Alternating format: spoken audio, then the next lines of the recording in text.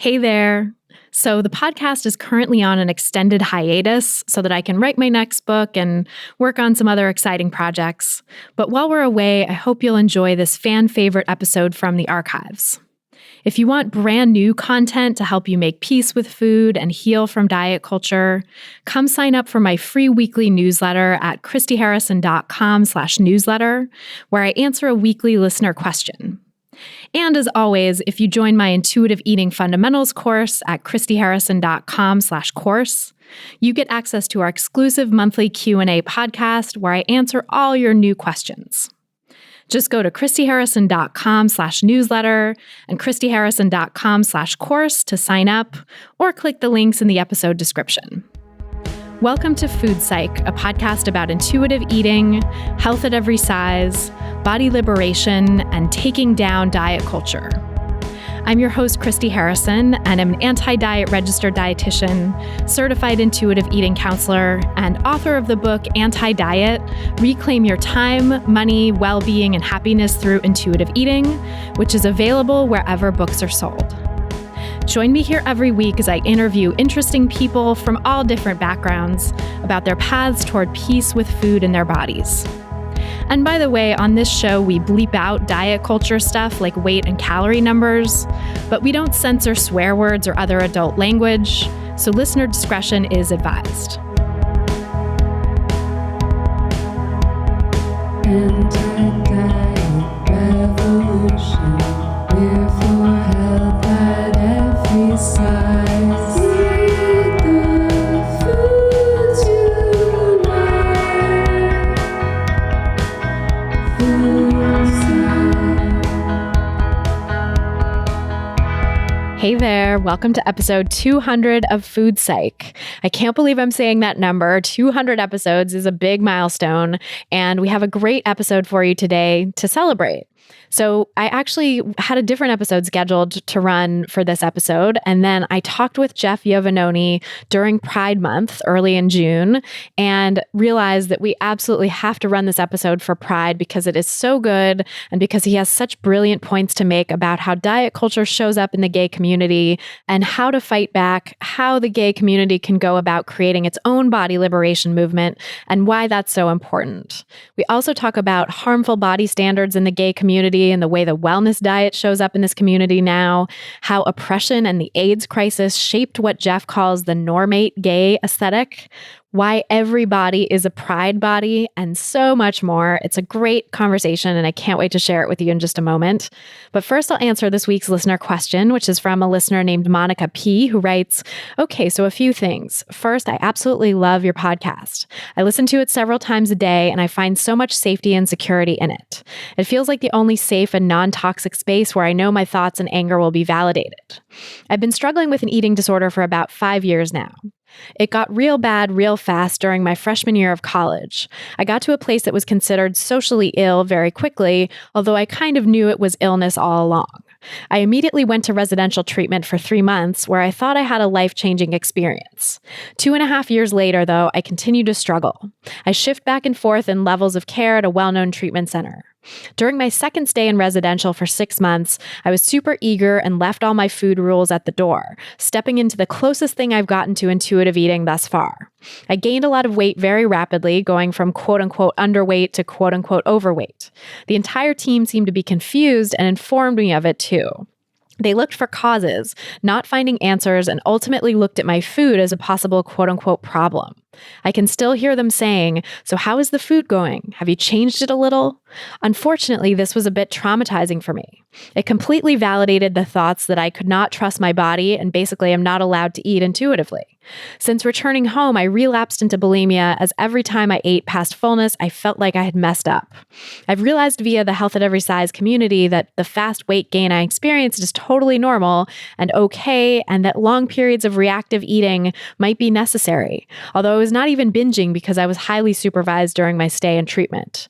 Even though I feel like I've read and come to understand everything up to date about health at every size and body liberation and believe in it wholeheartedly, I think there is some part of me that still thinks I can recover in a way that bypasses the reactive eating, and that this time, because I've lost some weight since the relapse, that I can do it quote unquote right. It worries me how intuitive eating is taught in treatment as always eating mindfully, starting and stopping at certain numbers. I think the perfectionist in me took that very literally. It's a bizarre place to be in because I don't have any thoughts about changing my body, I have no wishes to restrict, and I've healed my relationship with movement. Based on my thoughts, it pretty much makes no sense that I still have an eating disorder, and yet I'm trapped in this cycle of reactive eating that I'm not allowing myself to heal from. I feel so trapped and want to be a part of the community, but I feel like I keep drowning in my own eating disorder and watching the community grow without me. I hear a lot of people on podcasts saying how they recovered when they began to want life more than the eating disorder, or that they did it without treatment. And it sounds so simple. But if recovering takes wanting it, I'm not sure what that looks like because I've never wanted something more in my life. I try to have compassion and patience with myself, but for about 3 years now of consistent treatment, I've watched people come and go while I remain one of the constants at this treatment center. I hate my eating disorder so much and just want it to be a part of my past already. I feel like no one knows how to help me at this point. I hope that you answer this question because it is one of shame and isolation, and I wonder sometimes who else is out there and feels the same way and needs to hear an answer too. So thanks, Monica, for that great question. And before I answer, just my usual disclaimer that these answers and this podcast in general are for informational and educational purposes only and are not a substitute for individual medical or mental health advice. So first of all, I just want to send you so much compassion for what you've gone through. It really does sound traumatic and traumatizing, and I don't use that word lightly. And I think what you went through at that treatment center is not okay. You're absolutely not alone in having this experience and going through this. Unfortunately, so many people have similar experiences with eating disorder treatment providers who are still caught up in diet culture, and it's really traumatizing. And actually, for me, when I first started working in the eating disorder treatment field and started going to conferences and trainings about eating disorder treatment and hearing about health at every size and learning that that was a best practice for treating eating disorders, I was shocked and appalled at some of the things I heard people say at treatment centers that I worked at or coordinated care with as an outpatient dietitian. People were saying things like, he should be losing weight if he's not binging, so clearly he's still using behaviors, or ask her if she really needs that evening snack and maybe she can cut back on it. And all of these things were said about people in larger bodies, never about people in smaller bodies. And it really got me thinking that this was a huge problem and a huge disconnect in our field if the best practices and the scientific evidence for treating eating disorders points toward health at every size as the gold standard for treatment, and yet these things are still being said to people in treatment centers. And that was one of the reasons why I started focusing this podcast on the topic of health at every size and started really delving into it in depth. And one of the reasons why I continued covering this content, because I just feel like it's so important for everyone of any profession, but especially people who work in the eating disorder treatment field, to hear about and learn about health at every size and to start to incorporate it into their practice. And also to hear stories from people like you who've really suffered at the hands of fat-phobic treatment providers and eating disorder treatment teams. And so you're absolutely not alone in having this experience. It's super traumatizing to people who go through it. And there was actually a very high-profile case of this happening recently it's actually still ongoing as I record this. So Shira Rose, who is an eating disorder therapist and body positive style blogger, who's also currently struggling herself with an active eating disorder because relapses happen and people who are working in the treatment field themselves sometimes can still relapse. Shira went to a well-known eating disorder treatment center and was basically told the same things that you were told, like, oh, we don't know what's going on with your body, but it's probably about the food. And even though her restrictive thoughts and behaviors had completely taken over her life and she was suffering tremendously from her eating disorder, she was told by this treatment center that she needed to eat less than the other clients because her body was larger. And as you can imagine, that was incredibly damaging to her recovery, and she's still struggling and suffering because of it. There was also a lot of other horrible, unethical things that happened at that treatment center. And if you're interested in reading about it, we'll link to her blog post about this experience in the show notes for this episode, though I just want to give a big trigger warning for that because there are descriptions of disordered eating behaviors and thoughts and disordered things that people said and did in the treatment center as well. So just be very cautious and mindful if you do read this piece, but I think it's just evidence that, people go through this all the time. Even someone who is an eating disorder therapist herself and a health at every size therapist at that, who goes to treatment and tries to recover from a relapse, is told these horribly fat-phobic things and made to do fat-phobic behaviors in treatment. So you're not alone, Monica, who asked the question, and it's really a travesty in the field of eating disorder treatment that needs to be corrected. We need to have size acceptance and fat acceptance be the norm for every treatment provider across the country and around the world. But of course, that's a really hard thing to get to because treatment providers are people too who grew up in diet culture and are steeped in diet culture just like everyone else. And so, Monica, it sounds like you encountered a treatment team or at least some treatment providers at this center who were fat phobic, who were steeped in diet culture, who had their own issues with food and body size and these outdated, inaccurate beliefs about fat bodies. And that's on them. That's not on you. So I just want to say that is, of course, it's incredibly traumatizing, and I can understand why you would internalize those beliefs because these are people who are supposed to be helping you with your recovery.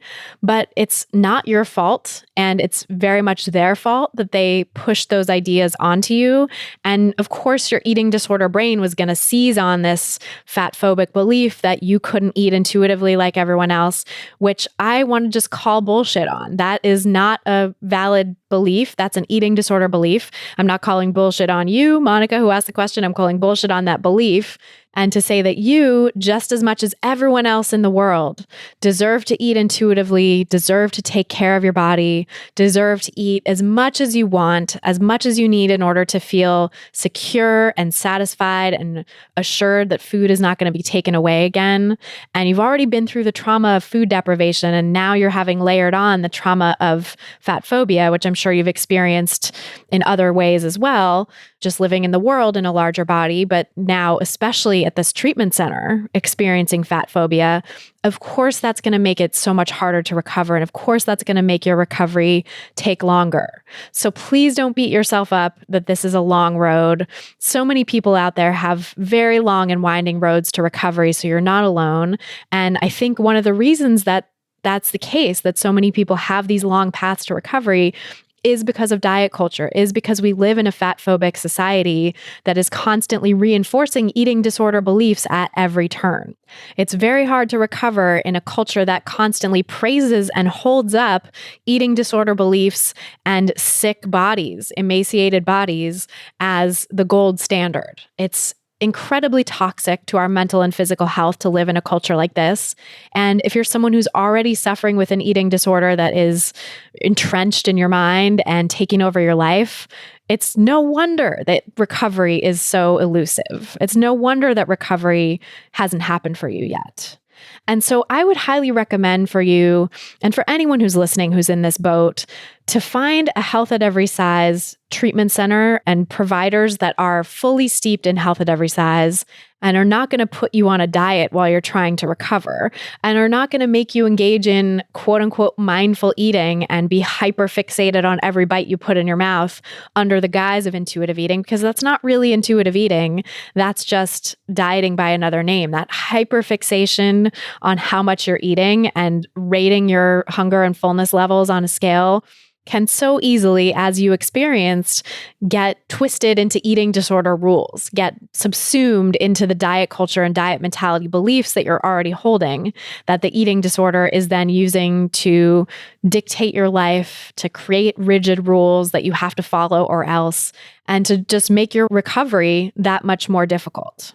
And so it really is a tall order at this point in time to find a treatment center that is fully pro-health at every size and isn't going to push you back into disorder the way that this one did. But there are a few out there. So I would recommend checking out Opal Food and Body Wisdom in Seattle. It's one of the very few treatment centers I know of that is fully aligned with Health at Every Size principles.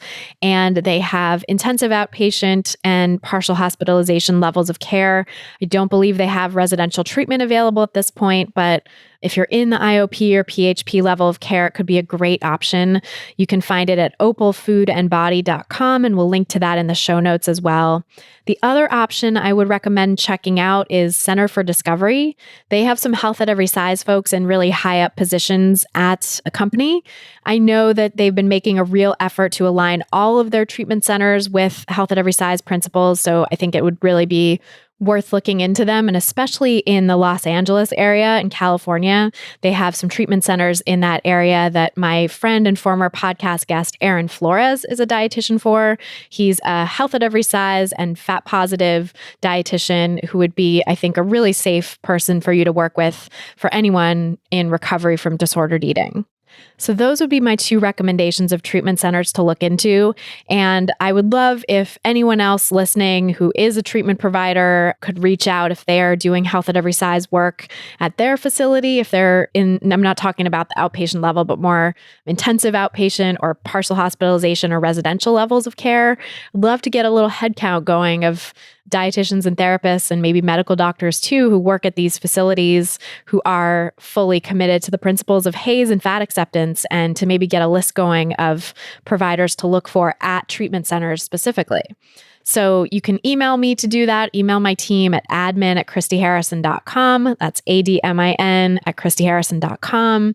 And we'll also link to the Opal Food and Body Wisdom website and the Center for Discovery website in the show notes for this episode. So I hope that helps, Monica. I really am sending you so much compassion, and I know what a slog it can be to try to recover from an eating disorder in this culture. So you're absolutely not alone, and you deserve full recovery. You deserve care, the care that you need in order to recover, and you deserve for that care not to be fat phobic and not to be steeped in diet culture. And there is care like that available now. It's few and far between, but I'm hoping that with the release of my book and with the work we're doing here on the podcast, that more and more eating disorder treatment providers are getting the message that Health at Every Size and fat acceptance have to be fully integrated to the work that they do to help their clients recover from eating disorders. So thanks so much for that great question. And if you want to submit your own question for a chance to have it answered on an upcoming episode, go to christyharrison.com/questions. That's christyharrison.com/questions.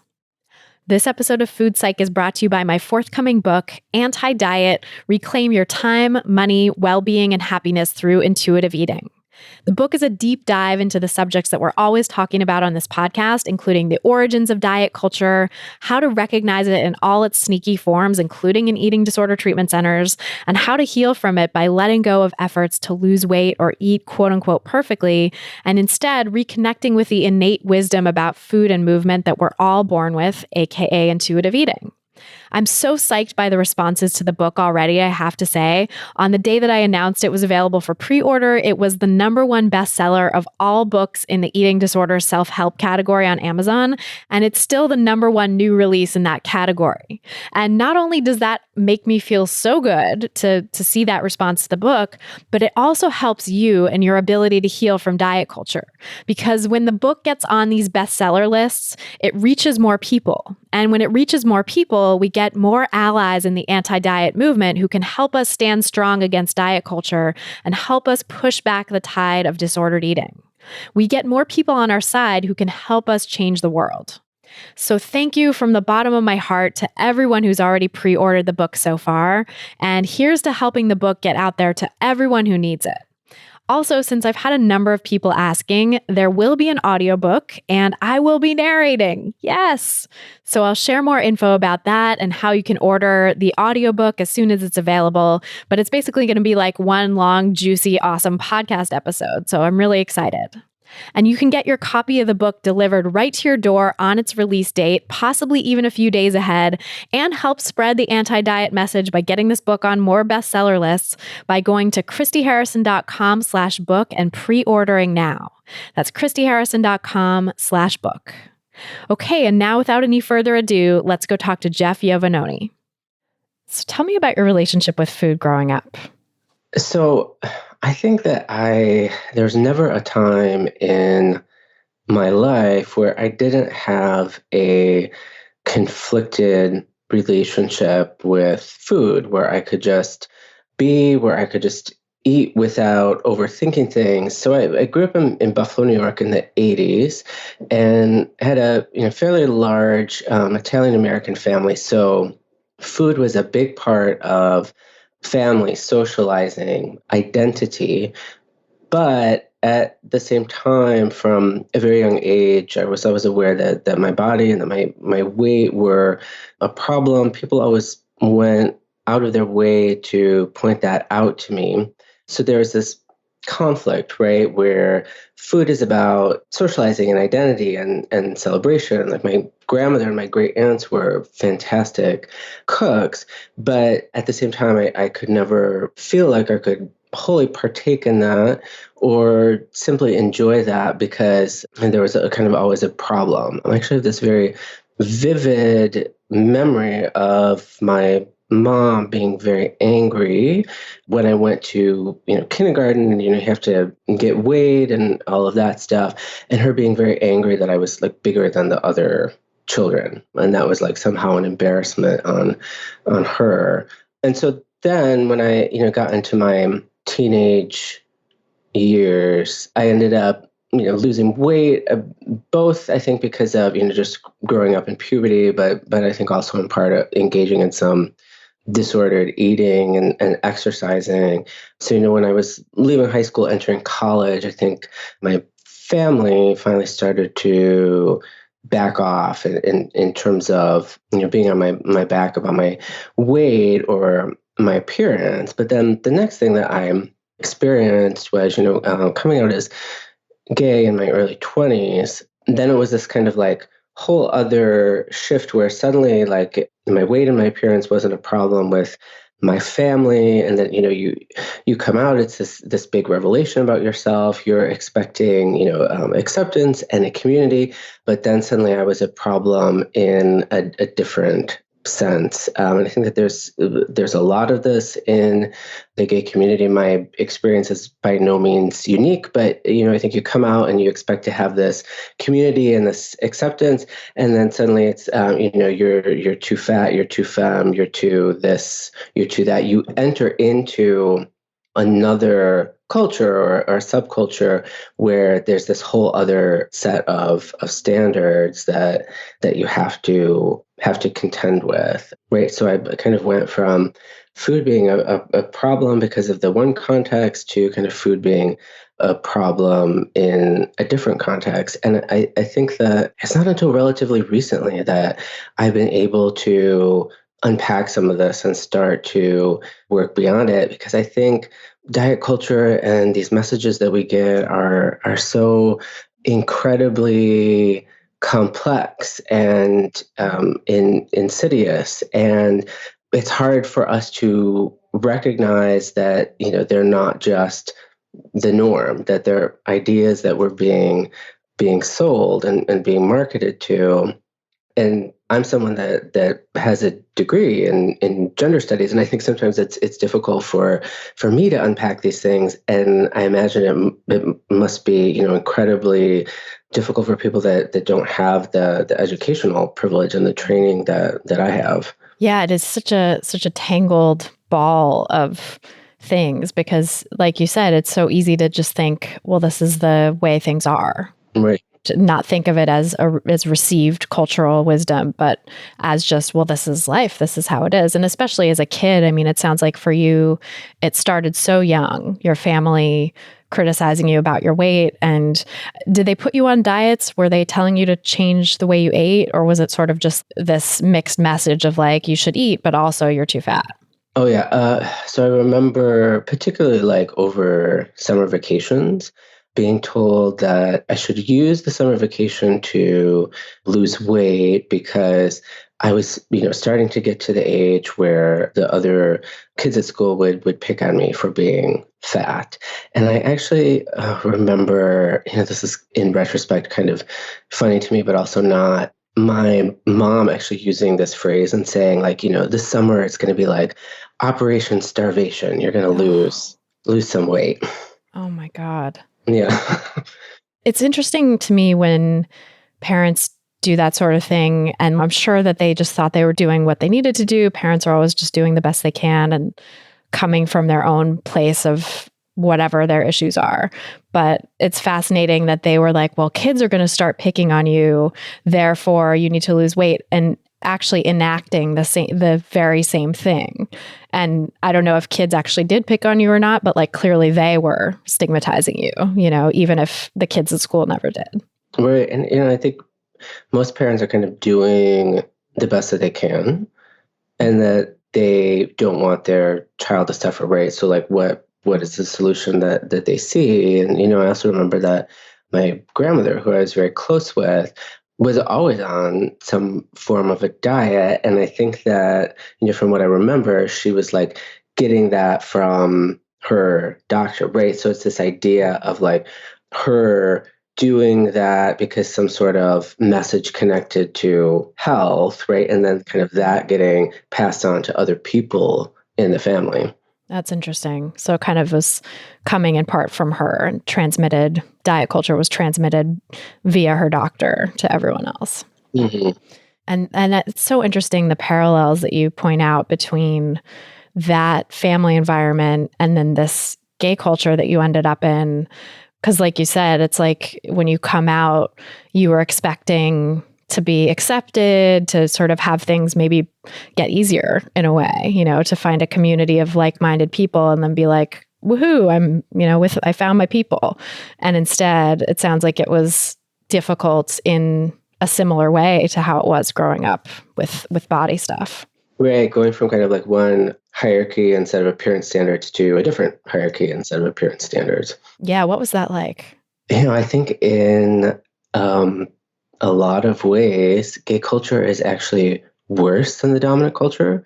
The body standards and the ideals are even more intensified. And, I think that at the time in my early 20s, or like when a lot of people are coming out and exploring gay culture, you're relatively young. And I think the age that people are coming out is getting even younger and younger as we have a more growing cultural awareness of LGBTQ issues. And I think at that age, you don't understand why there's these standards and kind of where they're coming from. And you want to fit in, you want to belong. So I think a lot of people give in to that pressure and want to be accepted, and so therefore see changing their physical appearance as an avenue to do that, to fit in, to be desirable, to be noticed.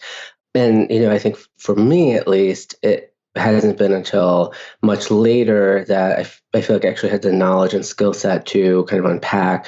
It's hard to see, and a lot of people don't see it and end up just kind of replicating these incredibly damaging norms because they think that that's just the status quo. That's just how things are. Right. And yeah, like we were talking about earlier too, it's you don't realize that is coming from somewhere, that these are cultural ideals that you are now internalizing. And then, yeah, you sort of enact them on yourself, self-stigmatize, which is really harmful. And I actually, really started thinking about this because I was dating this guy that he was much more, extroverted than me. He was like very much a bar person. And I said to him at one point, I feel like I just don't like fit into gay culture. I like don't fit in with your friends. Like, I don't know what it is.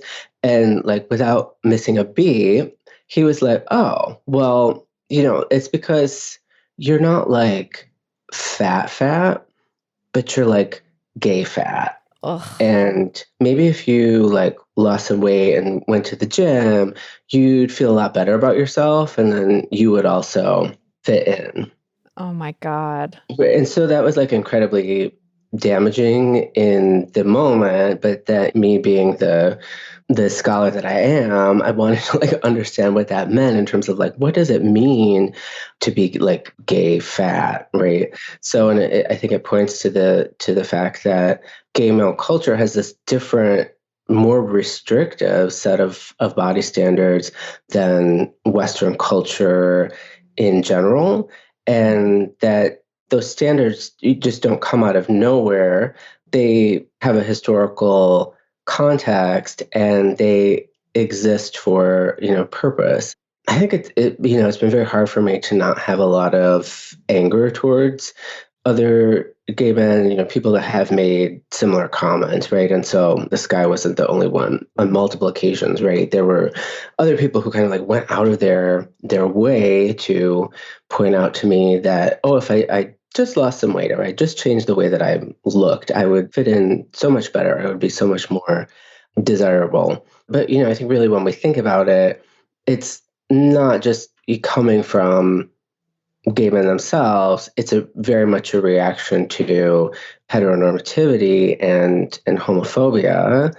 And what the body standard is, as we look at how it changes over time in gay male culture, is always kind of a response to what are the oppressive external circumstances, right? So like historically, we're talking about a culture that is, very male-centered, very focused on masculinity. We define masculinity through kind of sexual power, sexual agency. So of course, there's very much a focus on sexuality, very much a focus on the body. If we look at like the late 19th to the early 20th century, when we start to see kind of like the rise of bodybuilding in these physique magazines, a big audience for those were actually gay men, because it was a legitimate way that they could look at semi-naked pictures of other men who were very physically fit.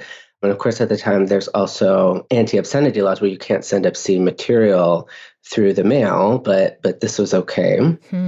And then when we get to the 1970s, right, so the gay liberation period, it's not the kind of toned gym aesthetic that is the predominant aesthetic today. It was a thin aesthetic, but it wasn't the super muscular aesthetic. It was more of this beat counterculture, hippie, new left man kind of aesthetic. Then progressing in the 1970s, the mass gay liberation movement that emerges in the post-Stonewall era, Stonewall and riots of 1969, and gay culture is more visible.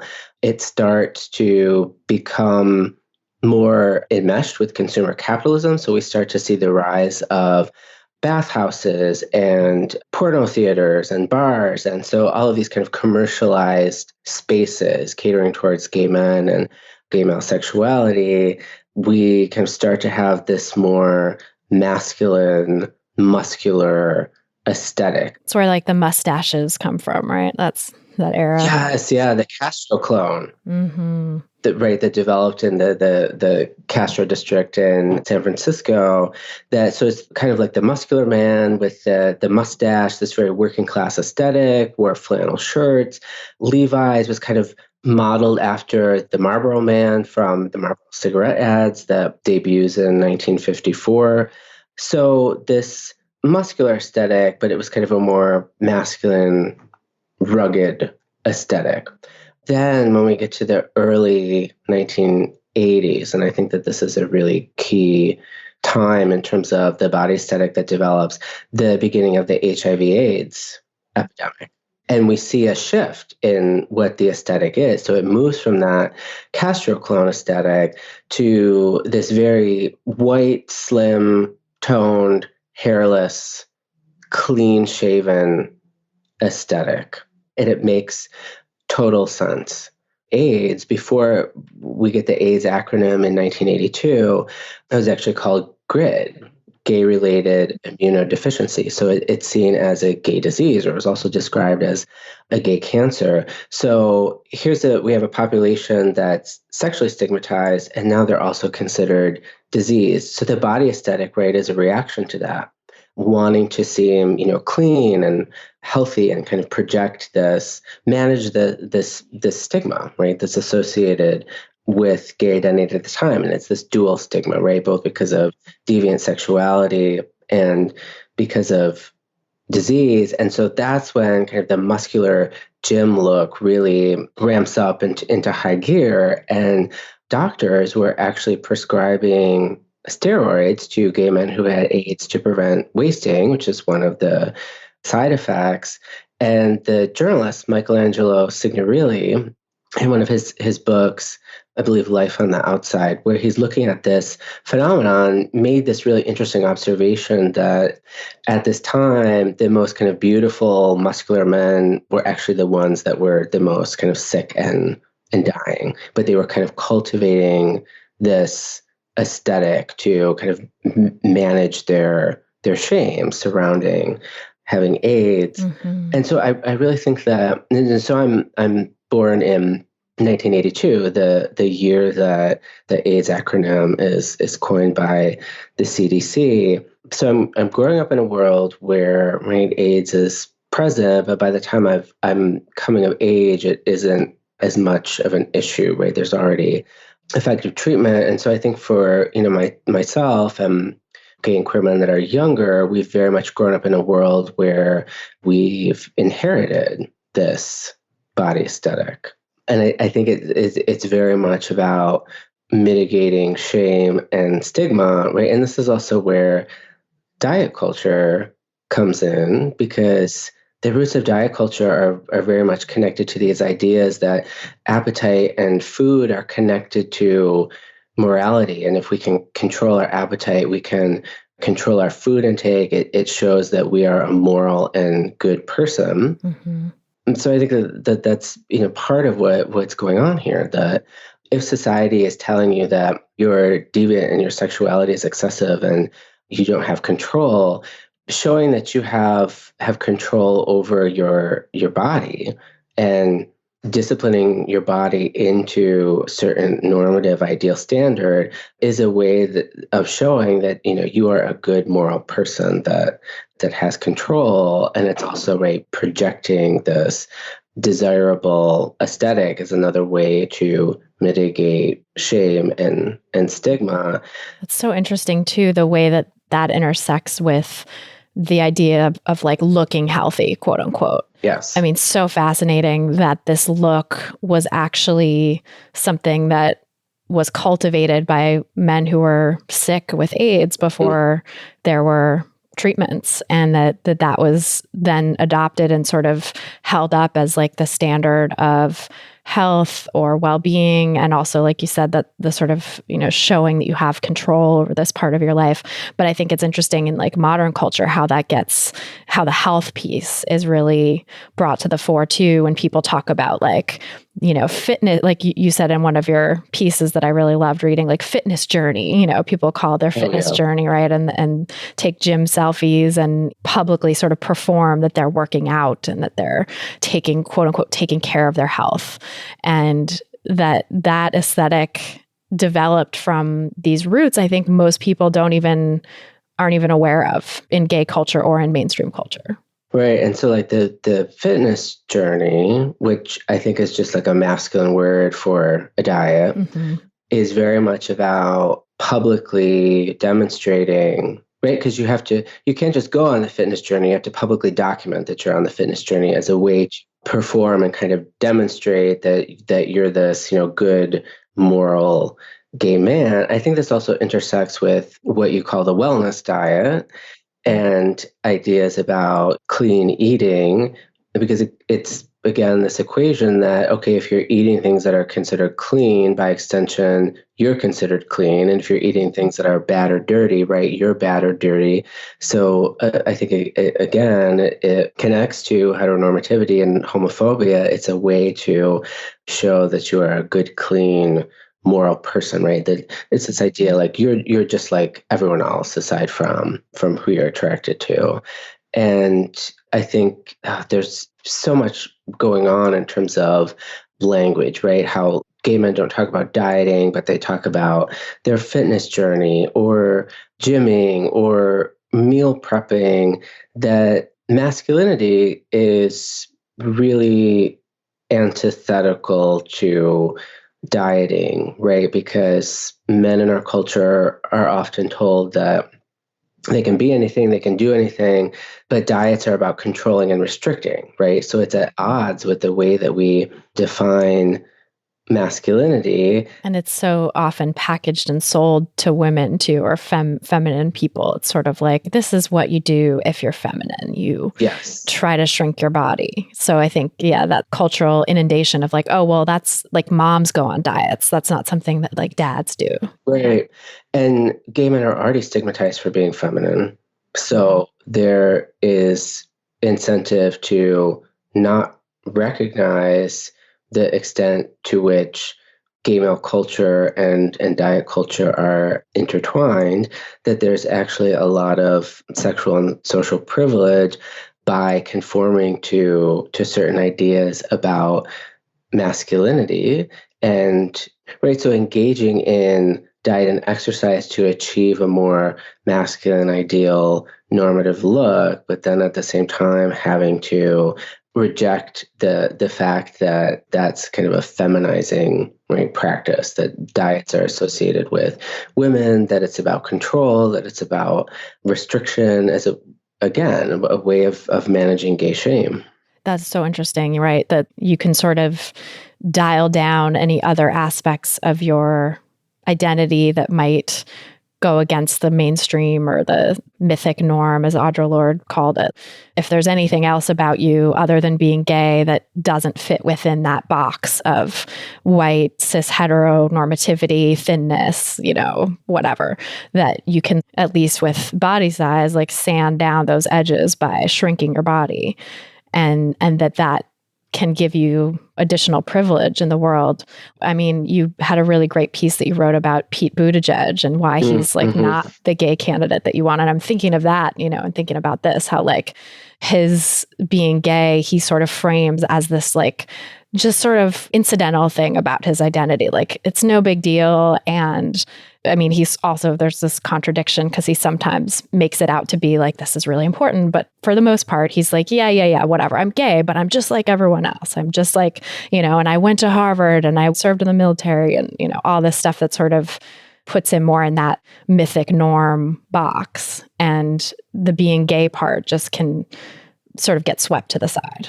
Right. And, and I think when we're getting into the 90s, right, and we start having effective treatment for HIV, the gay community is becoming even more mainstream, and it's very much about wanting to assimilate into mainstream American culture, right? Gay people are just like everyone else. The big issues at that time, right, are marriage equality, hate crime legislation, workplace protection, overturning Don't Ask, Don't Tell, so allowing gay people to openly serve in the military, are all the issues that are kind of coming to the forefront. So there's powerful forces both in the dominant culture and within gay culture that are resulting in people being rewarded for wanting to conform. One of the other things I was thinking about is you recently had Sabrina Strings on the podcast talking about, I think we need to also talk about race and whiteness a little bit here. And I think the arguments that she's making, even though she's primarily focused on women and diet culture, right, so that it's also about racism and fear of the Black body, right? Dieting is about this fear of the Black body, which is associated with excess, and in particular, sexual excess. If we look at the normative gay male ideal, right, it's always a white ideal. So we see this kind of rejection, in particular, of gay Black men, because I think, again, there's this longstanding historical association between Blackness and sexual excess, right? And so in terms of the ideal body type, there needs to be kind of a pushing away of that in terms of both desirability and representation to, again, present this kind of normative, controlled, easily assimilatable figure. Yeah, absolutely. That is such an important point, that what you call the normate gay, right, is like this white, thin, non-feminine man. And that, so much of that, I mean, it's so interesting, those intersections of diet culture and sort of where it came from, and just thinking about what I talked about with Sabrina Strings about the history of diet culture and anti-Blackness, and also what I go into in my book about the history of diet culture and talked about with Emily Contois on the podcast as well. Like, it really seems to all come back to this American Industrial Revolution period in history where a lot of these ideas got sort of fixed. And this idea about wanting to push away Blackness or disassociate oneself from people of color through thinness and through dieting emerged at that time. But then also this idea of bodybuilding and gay men, like it planted the seed of that aesthetic even at that time, where this idea of masculinity and muscularity started to be associated. Right. And, I think you brought up the term that I used, the normate gay. I think it's important to use that term because within gay culture, there's all of this other terminology to kind of describe people who are not the aesthetic ideal. So there's, bears and twinks and et cetera. But the ideal, right, the white, slim tone, but not too muscular, not too masculine, not too feminine, able-bodied, cisgender gay man, there's not a label for that, right? So I thought it was important to give it a name, to recognize the fact that it's not just a natural ideal, it's a cultural construction. And it's also a cultural construction that, yes, people can embody that to a large extent, but it's also, I think, impossible to completely conform to that kind of package of aesthetic ideals.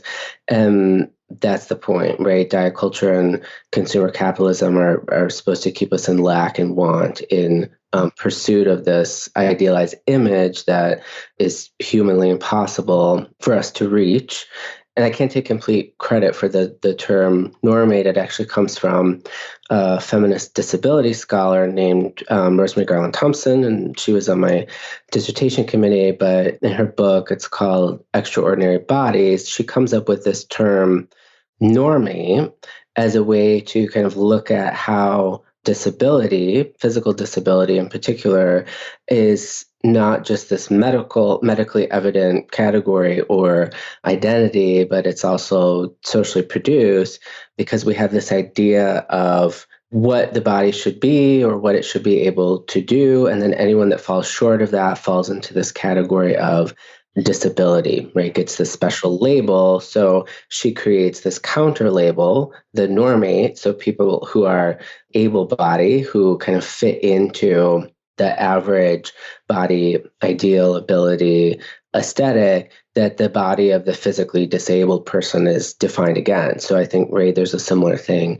going on in gay male culture, that there's kind of this normative aesthetic ideal, and then kind of everyone that falls short of that gets some sort of other label that within gay male culture, and I think the culture at large, results in them having less privilege and less social and sexual capital. Oh, that's so fascinating. And I think it is so important to just name that too, right? To give a name to this false ideal that's been culturally constructed, because again, we have to become aware that this is not just how things are. This is not just the way things are quote unquote supposed to be. This is a myth that has been created in order to sell people things, in order to keep some people oppressed, arguably maybe to keep everyone oppressed in the gay community, just like it keeps everyone oppressed to be chasing after some false ideal of whatever gender you identify as. It keeps everyone oppressed to be chasing after some false ideal of able-bodiedness that the vast majority of people actually don't fully reach. And certainly throughout our lives, we all go through varying degrees of disability as well. So it's interesting to think about that it is just a cultural construction, and the uses of that cultural construction can be really nefarious. Right. And I think despite a lot of, the recent gains, and we're talking during Pride Month and there's Pride stuff everywhere, but we are in a period of backlash in terms of rights for the LGBTQ community, both globally, but particularly with the Trump administration. So here we are within gay male culture in particular, so focused on these ideals and these norms and, sometimes like tearing each other apart as opposed to coming together to actually work for change, work towards a common goal, right? It functions to keep us divided, which I think why it's so important that we need to recognize the extent to which mainstream gay male culture and diet culture are enmeshed. And in fact, I would go so far to say that they're almost one and the same. And I think that, that might sound extreme to some people, but I think we have to name the problem for what it is and to show how insidious it is. And, not only does it really harm people's lives on an individual level, but it also has these larger systemic implications in terms of our ability to work together as a community for change and liberation. Yeah, that's such an important point. It functions as a wedge to keep the gay community from coming together around these issues of liberation. And I think it's also so insidious because people can think of it as, well, this is just what I desire. My desire is for someone who looks like this, right? And I'd be curious to talk with you a little bit about the politics of desire. And, you talk about how desire is political. For someone who's like, well, I don't know, I just prefer this. What would you say? How would you explain that? So I would say that our preferences are never just inherent or personal.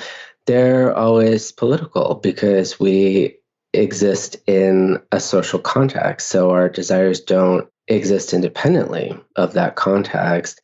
So, well, to a certain extent, we might have innate preferences and we can't, right at the drop of a hat, just change that. We can think critically about where that's coming from, right? And so, like, why is it that, I like people that are smaller bodied as opposed to larger body, or why do I like white people but I'm not attracted to people of color, right? Whatever it is. And when we kind of start unpacking the roots of that, right, and do our desires and preferences align with, right, who is considered superior or inferior, when we start to look at these larger systems of advantage and disadvantage, and we think through that, right, then does our preference, which we might originally think of as innate, does it start to shift, right, when we unpack? Why is it that this might be desirable to me, but that isn't?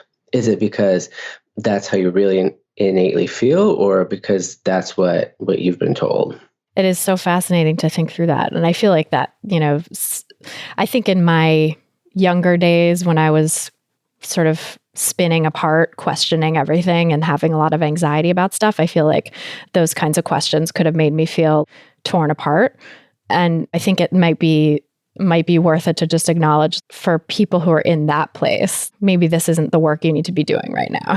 If you're in a place of questioning everything in your life and not feeling like you have a ground underneath you, then finding that ground is probably important. But I feel like these conversations to me now, like where I'm at in my life now, I find so fascinating to think through that and feel equipped to be able to do that work and think more critically about what I've been conditioned to desire, at this point in life. So Right. I think it's maybe also an issue of where we're at in our life, that can we even do that work? Yeah, and you have to be at the right place, I think, and you also have to have the tools, and people aren't often given the tools to do that. And that's part of what I'm trying to do in my work, is to give people some terms and concepts and context to be able to start thinking through some of the stuff. Because I think in particular for gay men, so there were two sociologists, Pyle and Klein, who actually made the argument in their work that the body issues that gay men deal with, right, are on the same level as heterosexual women, that both groups kind of face similar pressures, but yet at the same time, we have no gay men's body liberation movement that exists to the extent that one does within contemporary feminism, or as like a subset of of contemporary feminism.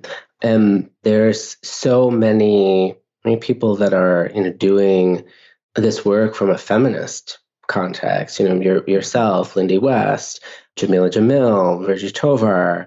But if we think of gay men who are doing this work, like maybe I can point to a couple people, maybe Jonathan Van Ness, maybe Elliot Glazer.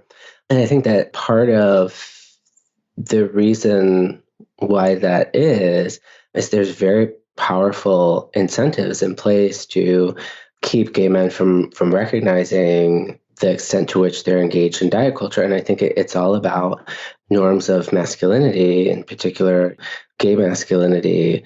And we talk a lot about the concept of toxic masculinity.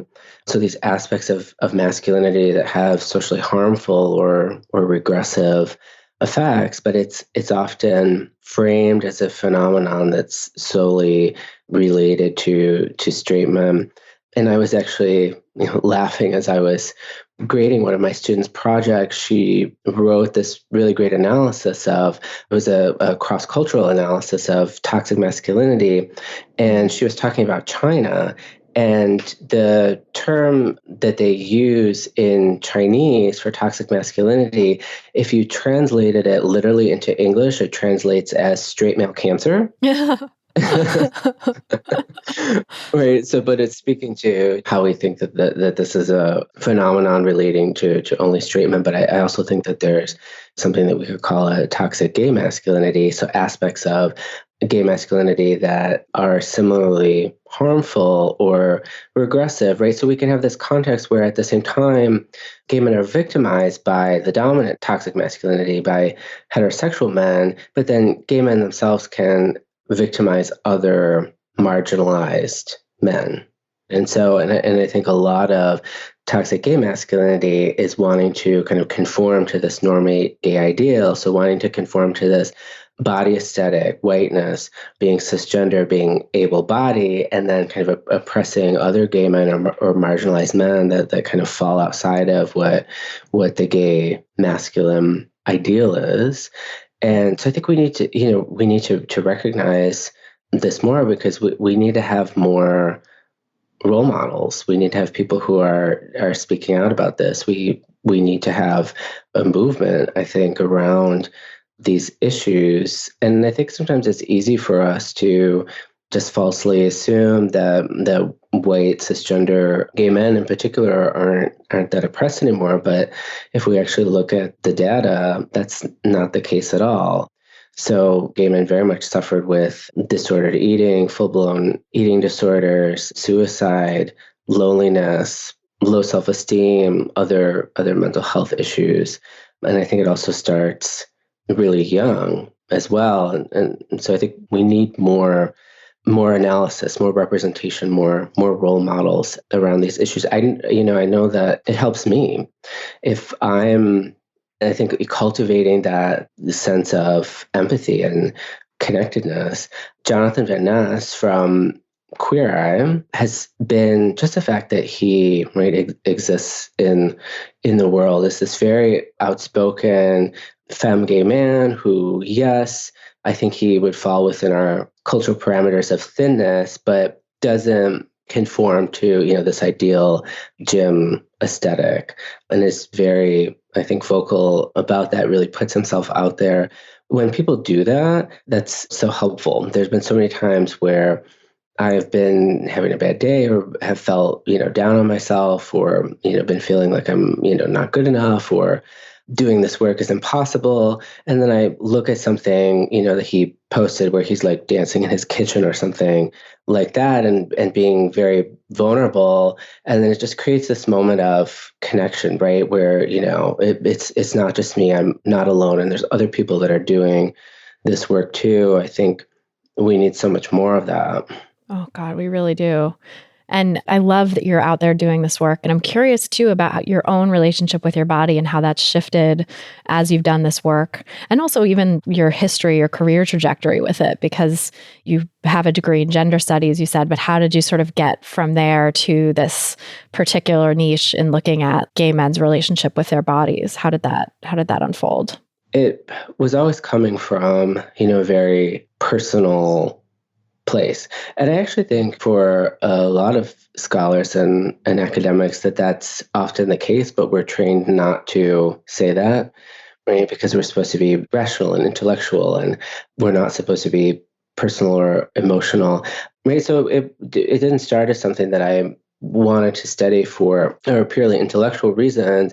It was because it was coming so much from my direct experience, and it was really impacting me, and me needing to take some of the skill set that I had to kind of understand and unpack that. And it's taken a really long time.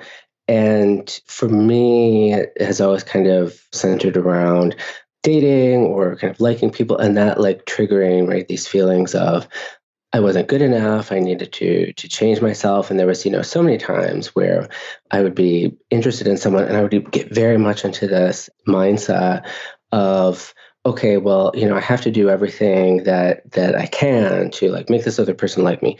And that would often, involve thinking that I needed to lose weight or to change my appearance. And I got to the point where it was like I just couldn't do it anymore. I remember there was a particular time where there was a guy I really liked, and then I had ended up like losing a ton of weight and things didn't work out. And then a friend said to me, well, did you, really think that this guy was going to like you? Because you're just kind of like average.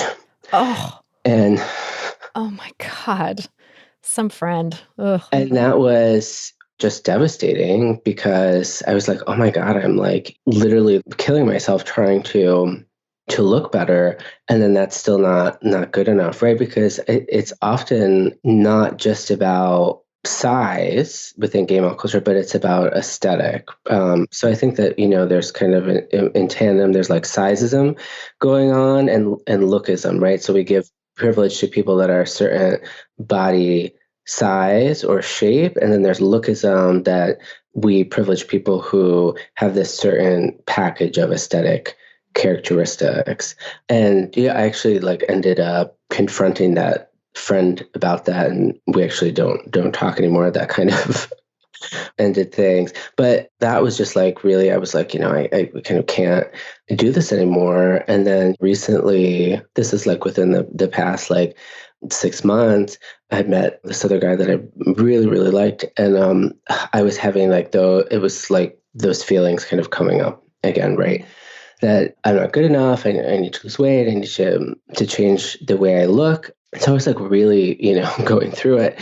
And I remember finding seeing Megan Jane Crabb's book, Body Positive Power, at Barnes and Noble, and reading the book and reading her definition of what a diet is, and just like having this revelation that like, oh my gosh, like for the majority of my life, I had basically like been on a diet and was doing what you call the wellness diet and rationalizing it and just saying, oh, I'm eating clean and I'm being healthy. And it almost became a superiority thing for me, right? Where I could say in my head, well, like, I don't look like this person, or I don't look as good as this person, but I know I'm probably like eating better than they are, right? So like as a way to like make myself feel better.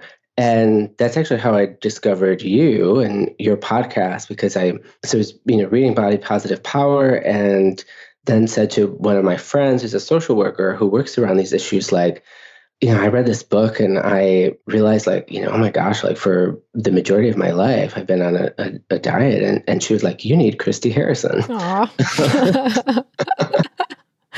Oh, that's amazing. So I got to the point where I just could not do it anymore. It wasn't working, and feeling like I really needed to start analyzing these things, speaking out, stepping into a position of leadership, right? And as I've already said, looking for other kind of role models or other gay or queer men that were doing this work and not really finding that.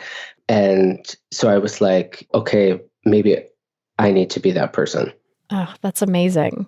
I think it's so powerful to step into that role and to say, I'm going to be that person, even when you're still figuring it out yourself, because you saw that that needed to be in the world.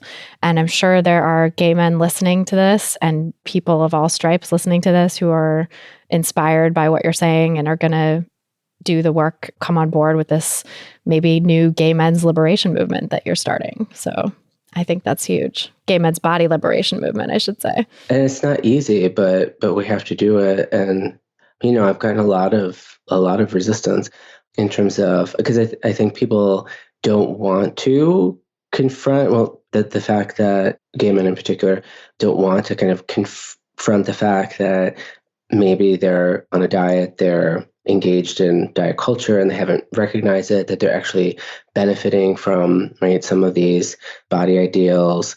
Or people have said, like, I'm being divisive, and why can't I just get along, and that the community is already oppressed. There's all these issues, but oppression just doesn't happen in one kind of singular uniform way, right? There's the larger system of homophobia, but then there's this hierarchy within the culture as well that we need to work to uproot. And like calling out oppression is not itself oppression too. I think that's important. It's like, right.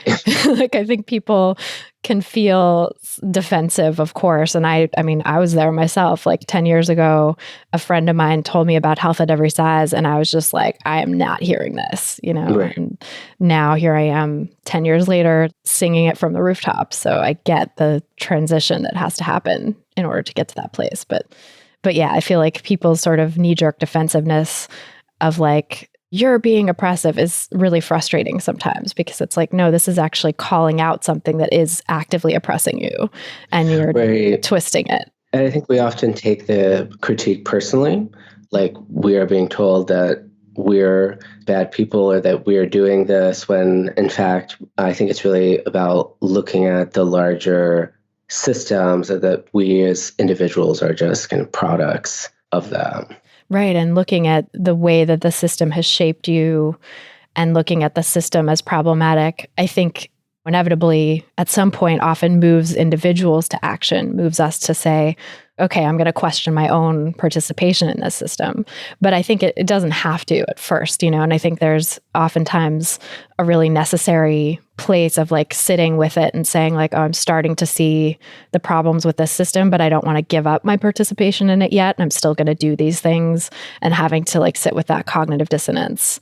And that's okay. Like that's a part of change too, I think. Absolutely, because I think it's hard to, if you've been like benefiting from it, right, and then you're tying your sense of self-worth and your identity to that, it can be really hard to give that up. But I think when we start, looking at it, right, looking at the extent to which gay male culture and diet culture are so intertwined, it becomes really painfully obvious. I think, one example of that is, so it's Pride Month right now. And so there's a lot of marketing that goes on towards the LGBTQ community, right? So this concept of rainbow capitalism.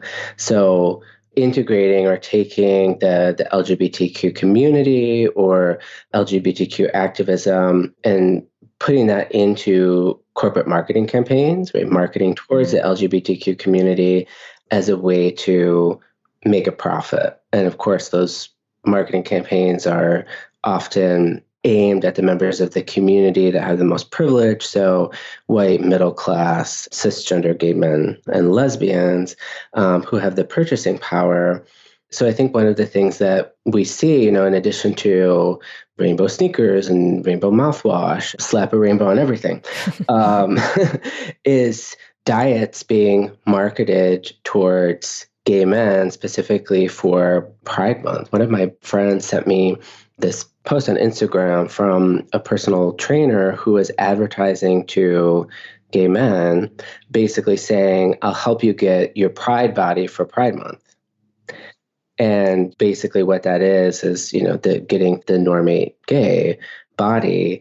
And so it's this idea, in order to be able to legitimately participate in this space or these celebrations, that you have to look a certain way to be acceptable. And I think that's completely antithetical to the history and the spirit of Pride. It should really be come as you are. And an acquaintance of mine was actually like, oh yeah, for Pride Month, I'm doing this, really popular diet that I'm not going to name, because if I could get my body to look a certain way, I can make a lot of tips bartending just during Pride and like pay my rent for several months. So we, literally have this idea that within gay male culture, certain bodies are monetarily, tangibly worth more. And, I think if we think about the fact that Pride is coming out of, in part, the Stonewall Inn riots of 1969. It was a riot. It was a rebellion. It was an uprising. It was about revolution. It was about challenging the status quo. That's completely not what it's become. And I think it's so important that we remember those roots, and that it shouldn't be about looking a certain way in order to be legitimately in that space or legitimately LGBTQ. What is that saying? Like a swimsuit body is any body that's wearing a swimsuit, right? I think we could say like a pride body is, any body that you have pride in, or right, if you have pride in your body, you like who you are, then you have a pride body. Yes. Oh my God, so important and so sad, just really depressing how the roots of the movement and the roots of Pride got so twisted in this way, to where people are now, your pride is contingent on having a particular type of body, instead of pride is something that you inherently deserve. And that's what this whole movement was about. And the Stonewall riots happened like 50 years ago, right? It's the 50-year anniversary. Yeah. So like in 50 years, how far this movement has sort of been pulled by capitalism into this, and by diet culture in this direction. Right.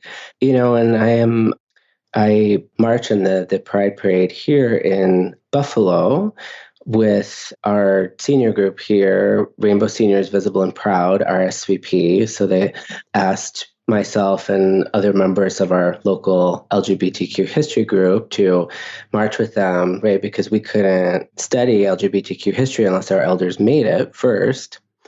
And I was just astounded by the fact how many companies and corporations were marching in this parade.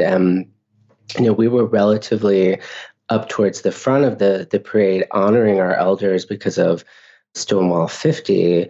But the bank that's the corporate sponsor of the parade had 500 employees marching in front of our LGBTQ seniors. And I'm really worried that we're going to get to a place where basically we don't have control of our identity anymore, that it's just being packaged and sold to us by corporations, that we're not, able to define anymore what it means to be LGBTQ, at least not in the mainstream.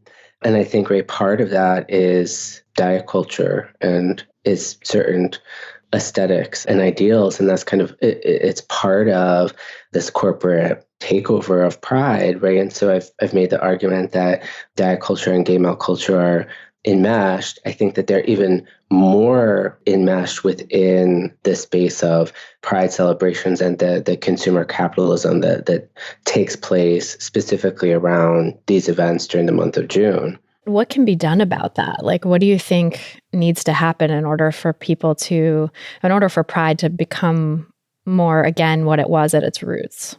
So I think that it's probably unrealistic that we're just going to completely dismantle corporate pride, right? Like sometimes, as my friend Carol, who's a longtime gay rights activist, said, sometimes you can't just remodel the house. You have to build a new house.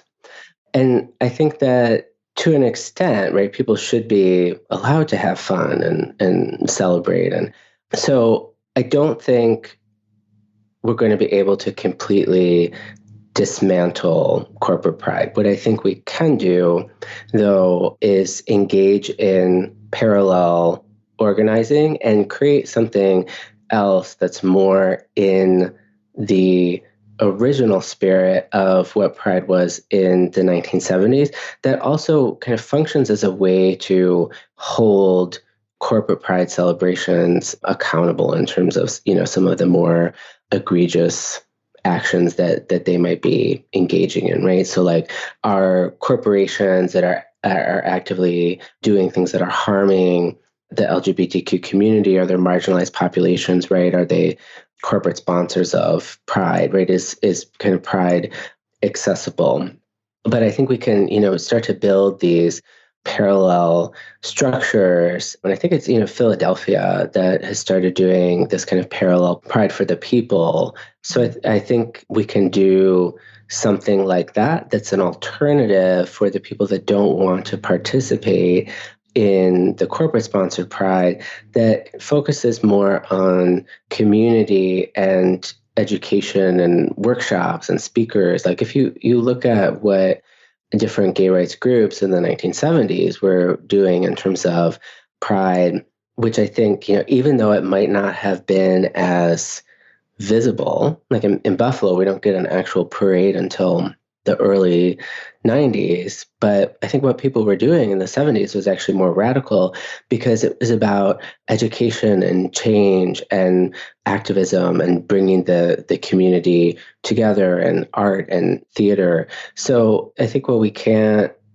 completely dismantle the corporate Pride, we can build something else, and we can hold that corporate Pride accountable. Yeah, it sounds like that would really help the gay men's body liberation movement that you're talking about too. Could really fit nicely into that, to bring in education and awareness around diet culture and how that is so enmeshed in the gay male community. Right, and create a space for kind of people that might not feel comfortable in some of these mainstream, right, Pride spaces, where you might be judged or you might not feel comfortable if you don't look a certain way. Right, where the messaging is about you have to have the Pride body, and you're going to get paid if you do. Creating an alternative space where it's the explicit message is come as you are and all bodies are welcome here would be so radical. Yes. Yeah, because Pride is a human and civil right. Yes. I feel like that's a great note to end on. And I also feel like I have to run this episode during Pride Month. So I'm going to make that happen. Great. So important. Thank you so much for everything you shared. This is really wonderful. And can you tell us where people can find you online and learn more about your work? Sure. People can find me on Medium, and I'm at Jeffrey, Jeffry, Iovannone, Iovannone. And I write a column for a publication on Medium that's called Think Queerly. It's th-ink queerly. And that's typically the place where I talk about body liberation issues. So kind of please come and find me there, right? And so in the, spirit of Stonewall, let's riot, not diet. Yes, I love it. Thank you so much. It's a pleasure to talk with you. Oh, no problem. Thank you so much, Christy. So that's our show. Thanks again so much to Jeff Iovannone for joining us on this episode, and thanks to you for listening. If you're looking for some practical tips to help you get started on the anti-diet path for yourself, you can grab my free audio guide, 7 Simple Strategies for Finding Peace and Freedom with Food. Just go to christyharrison.com/strategies to get it. That's christyharrison.com/strategies. If you've gotten some value out of this show, please subscribe to the podcast and share it with your friends. You can see all the places to subscribe at christyharrison.com/subscribe. That's christyharrison.com/subscribe. And while you're at it, if you like the podcast, please leave us a nice rating and review to help other people discover the show and to help brighten my day and make it feel good to be doing this work. To get full show notes from this episode, including all the resources we discussed, plus a full transcript, you can go to christyharrison.com/200. That's christyharrison.com/200. And to get the transcript, just scroll down to the bottom of the page and enter your email address. This episode of Food Psych was brought to you by my forthcoming book, Anti-Diet: Reclaim Your Time, Money, Well-Being, and Happiness Through Intuitive Eating. Learn more and pre-order now at christyharrison.com/book. That's christyharrison.com/book. A big thanks to our editor and engineer, Mike Lalonde, our community and content associate, Kimmy Singh, and our administrative assistant, Julianne Watasek, for helping me out with all the moving parts that go into producing this show for you every week. Our album art was photographed by Abby Moore Photography and designed by Meredith Noble, and our theme song was written and performed by Carolyn Pennypacker Riggs. Thanks again for listening, and until next time, stay psyched.